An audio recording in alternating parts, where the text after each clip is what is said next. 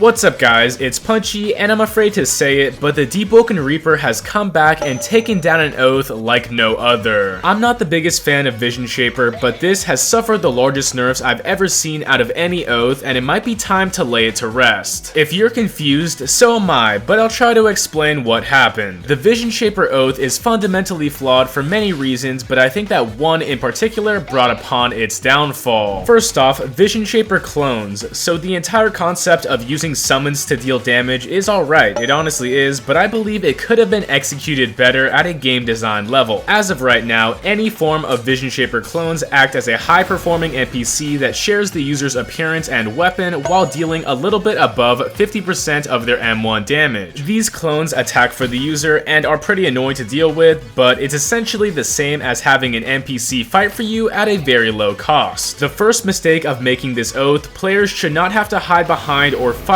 with their clone that lasts for a very long time. It's definitely fun to use, but I don't think there's a pretty good defense against this type of mechanic. The worst part about this oath is the severe lack of gameplay diversity. Visionshaper players spawn clones with illusory servants. After countering with illusory counter, they also spawn clones. When they get low, a clone will spawn, and I guess you can see where this is going. Players even have an inescapable realm that buffs up clone damage, so you can't really blame them for spamming this. Even Mirage from the Deep, a talent that spawns monsters which also has the same issues, got deleted from Visionshaper players, so they have zero diversity. With that being said, Visionshaper at a gameplay level is in a way worse state than other oaths, because if we narrow it down, all they have is clones that go against the rules of basic gameplay. In the recent updates, we have received a ton of nerfs that hit very hard. You can no longer buff your clones or heal off them in any way with spitting or reinforce. Your clones will now no longer proc on knock talents, meaning you have to fight up close if you want that benefit. Their speed and spawn range has been reduced, and finally they now have a health of 3 hits. So at this point, you don't even have to target the Visionshaper hiding behind the clone. It's possible to kill the clone itself by hitting it 3 times.